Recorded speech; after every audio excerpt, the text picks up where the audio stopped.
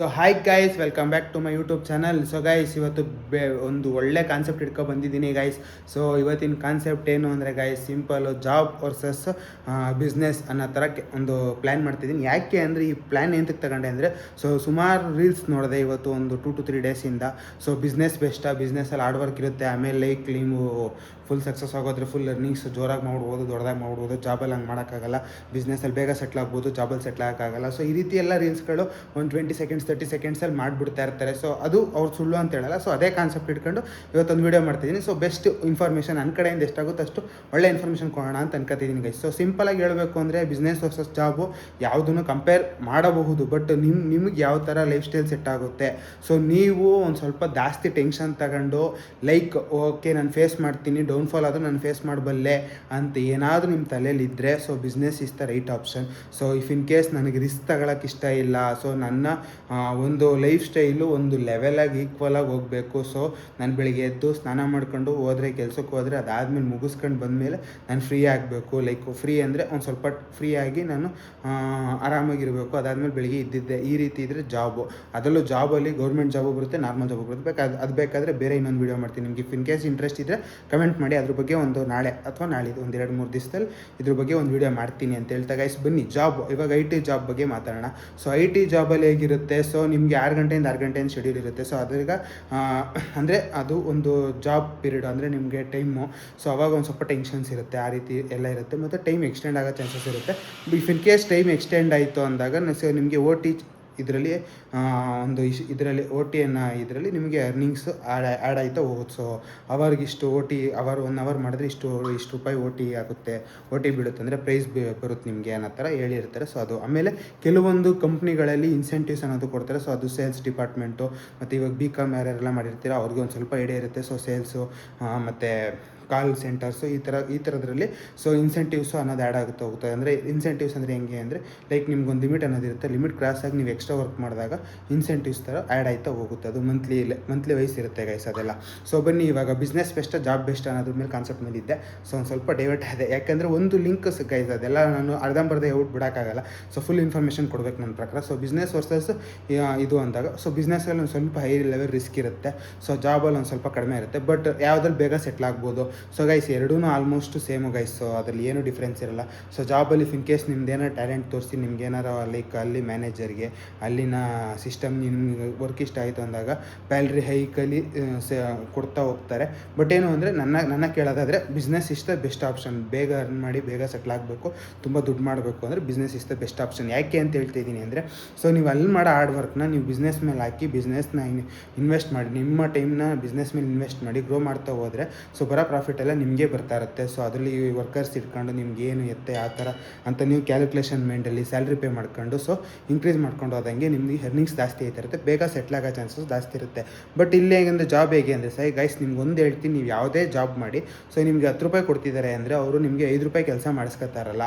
So ಇದನ್ನು ತಲೆಯಲ್ಲಿ ಇಟ್ಕೊಳ್ಳಿ. ಸೊ ನಿಮ್ಗೆ 10 ರೂಪಾಯಿ ಪೇ ಮಾಡ್ತಿದ್ದಾರೆ ಅಂದರೆ ಅವರು ಮಿನಿಮಮ್ ಒಂದು 25 ಇಂದ 30 ರೂಪೀಸಿಗೆ ಕೆಲಸ ಮಾಡಿಸ್ಕೊತಾ ಇರ್ತಾರೆ. ಸೊ 25 ಇಂದ 30 ರೂಪೀಸಿಗೆ ಕೆಲಸ ಮಾಡಿದ್ರೆ ನೀವು ನಿಮ್ಗೆ 10,000 ಕೊಡೋದ್ರಲ್ಲಿ ಗಿಟ್ಟೋದು ಅಂದರೆ ಅವ್ರಿಗೆ ಏನಾದ್ರು ಪ್ರಾಫಿಟ್ ಅಂತ ಬರೋದು.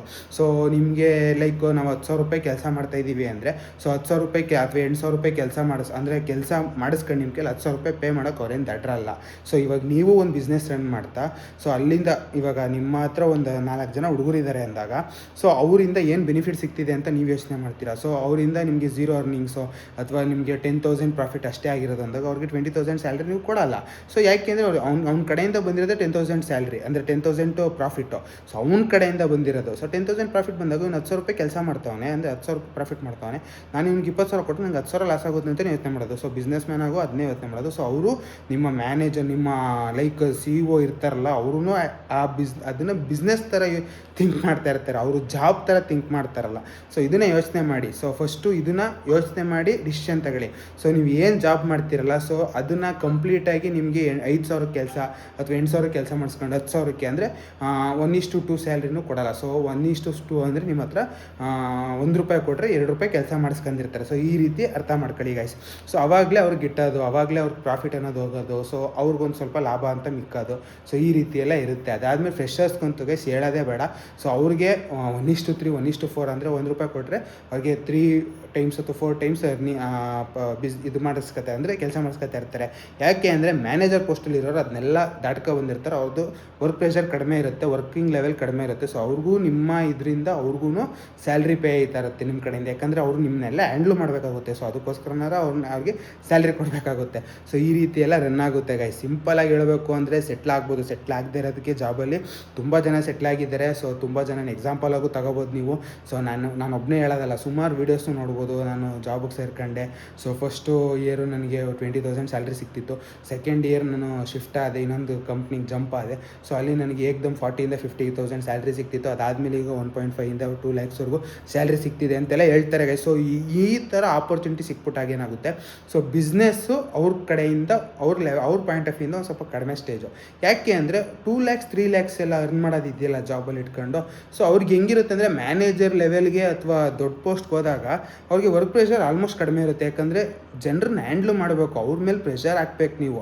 ಸೊ ನಿಮ್ಮ ಪ್ರೆಷರ್ ಕಡಿಮೆ ಆಗಿರುತ್ತೆ ಅವಾಗ. ಸೊ ನೀವು ಅವ್ರಿಗೆಲ್ಲ ವರ್ಕ್ನ ಡಿವೈಡ್ ಮಾಡಿ ಕೊಟ್ಬಿಟ್ಟು, ಸೊ ನೀವು ಆಲ್ಮೋಸ್ಟ್ ಇವಾಗ ಏನು ಟೈಮ್ ಇರುತ್ತೆ 6 ಗಂಟೆಯಿಂದ 6 ಗಂಟೆ ಅಂದಾಗ, ಸೊ 6 ಗಂಟೆಯಿಂದ 6 ಗಂಟೆ ಕೆಲಸ ಮುಗಿಸ್ಬಿಟ್ಟು ಸೊ ಹೋದರೆ ಮನೆಗೆ ನೀವು ಆರಾಮಾಗಿ ಫ್ರೀ. ಅಥವಾ 9 to 6 ಇರುತ್ತೆ ಅವ್ರಿಗೆ. ನನ್ನ ಪ್ರಕಾರ ಅವ್ರಿಗೆ ಒಂದು ಸ್ವಲ್ಪ ಕಡಿಮೆನೇ ಇರುತ್ತೆ ಗೈಸ್ ಮ್ಯಾನೇಜರ್ಗೆ. ಯಾಕಂದರೆ ಅವರ ಆ ಇನಿಷಿಯಲ್ ಸ್ಟೇಜೆಲ್ಲ ದಾಟ್ಕೊ ಬಂದಿರ್ತಾರೆ.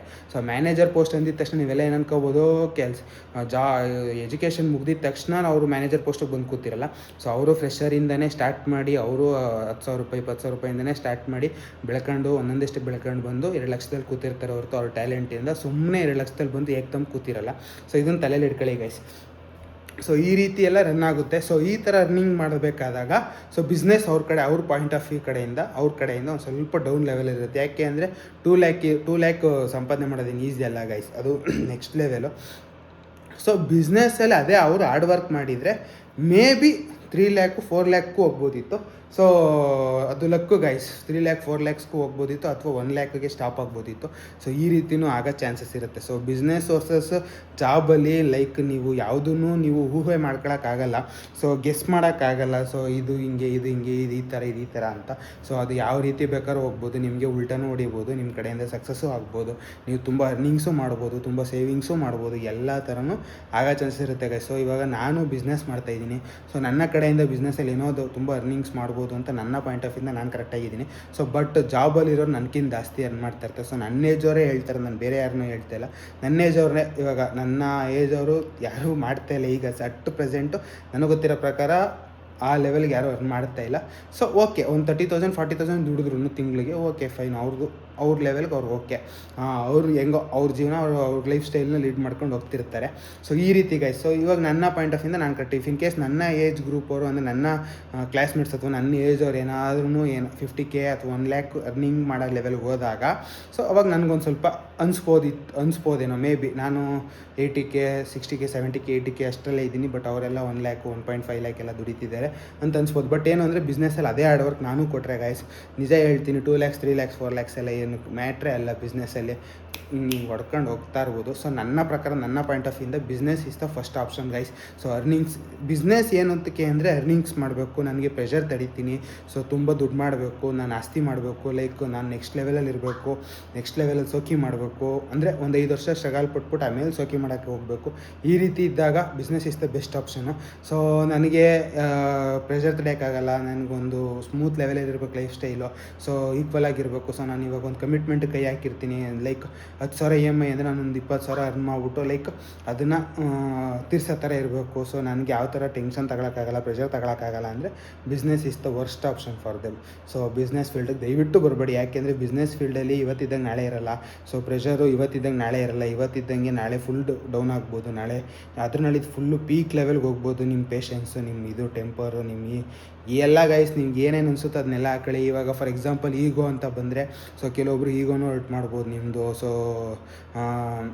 ಸೆಲ್ಫ್ ರೆಸ್ಪೆಕ್ಟ್ ಅಂತ ಬಂದಾಗ ಸೊ ಕೆಲವೊಬ್ಬರು ಮಾನ ಮರ್ಯಾದೆ ಕಳೆಯೋ ಲೆವೆಲ್ಗೂ ಹೋಗ್ಬೋದು. ಲೈಕ್ ಅದು ಏನರಲ್ಲಿ ಬೇಕಾದ್ರೂ ಆಗ್ಬೋದು ಗೈಸ್. ಇವಾಗ ನಮ್ಮ ಹತ್ರ ಬಟ್ಟೆ ತಗೊಳಕ್ಕೆ ಬರ್ತಾರೆ. ಬಟ್ಟೆ ತಗೊಳಕ್ಕೆ ಬಂದಾಗ ಏನು 1000ಕ್ಕೆ 20 ಶರ್ಟ್ 30 ಶರ್ಟ್ ಎಲ್ಲ ಕೊಡ್ತಾರೆ, 10 ಶರ್ಟು 5 ಶರ್ಟ್ ಎಲ್ಲ ಕೊಡ್ತಾರೆ. ನೀವು ಒಂದೇ ಶರ್ಟಿಗೆ 1000 ರೂಪಾಯಿ ಇಟ್ಟಿದ್ದೀರಾ ಅಂತ.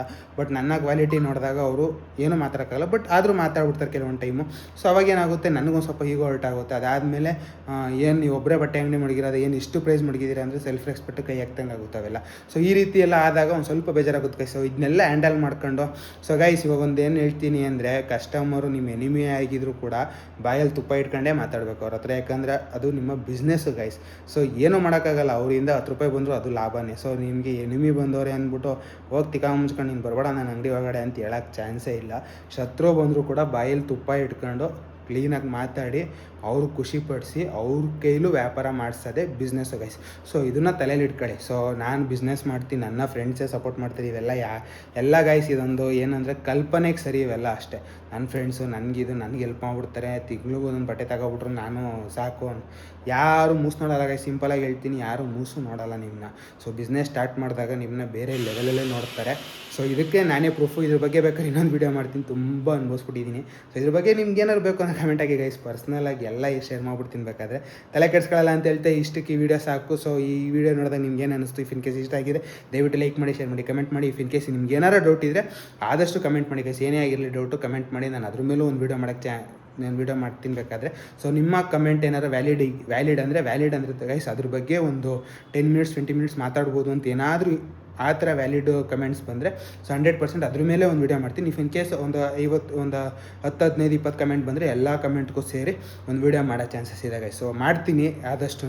ಸೊ ನೀವು ಕಮೆಂಟ್ ಮಾಡಿ, ನಿಮ್ಗೆ ಏನೇ ಡೌಟ್ಸ್ ಇರೋ ಕಮೆಂಟ್ ಮಾಡಿ ಅಂತ ಹೇಳ್ತಾ guys. Love you, take care, lots of love, signing off guys, bye.